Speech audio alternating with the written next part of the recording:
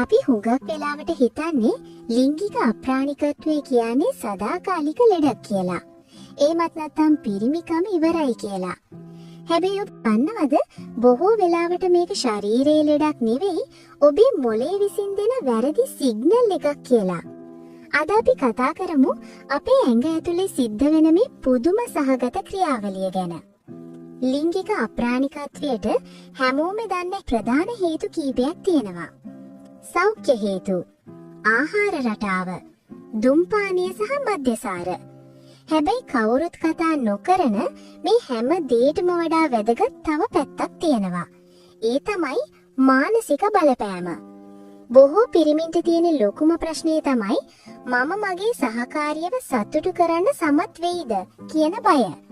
මේකට අපි කියනවා performance anxiety කියලා.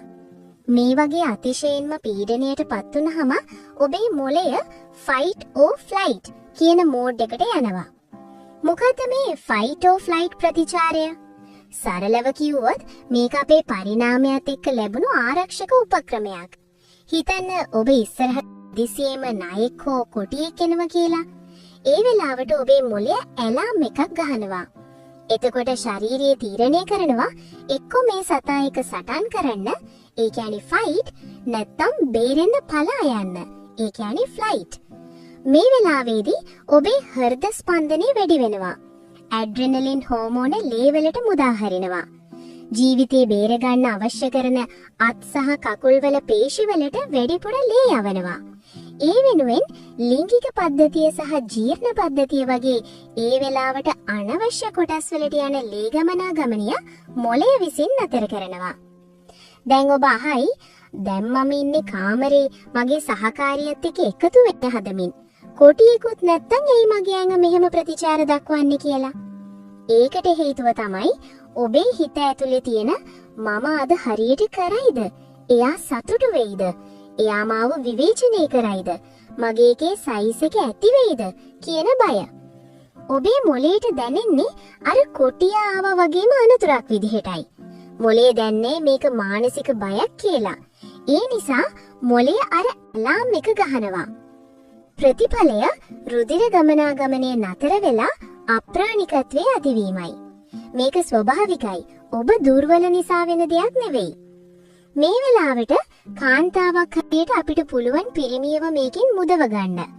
ලංකාවේ අපේ සංස්කෘතියේ පිරිමිය වැඩකාරයෙක් විය යුතුයි කියන මතය නිසා පිරිමින් ඉන්නේ ලොකු පීඩනයක.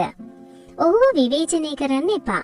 ඔයාට බැහැ, ඔයා දුර්වලයි වගේ වචන පාවිච්චි කිරීමෙන් තත්ත්වය තවත් දරුණු වෙනවා. එයාට අද බැරි වුණාට කමක් නැහැ, අපි පස්සේ බලමු කියලා එයාගේ හිතේ තියෙන බය නැති කරන්න පුළුවන්. ලිංගික ක්‍රියාවටම යන්නේ නැතුව වැළඳ ගැනීම සහ ආදරණීය කතාබහ හරහා එයාගේ ඇඟේ තියෙන ස්ට්‍රෙස් හෝමෝන අඩු කරන්න පුළුවන්. එයාට දැනෙන්න දෙන්න ඔබ ඔහුව අගය කරනවා කියලා.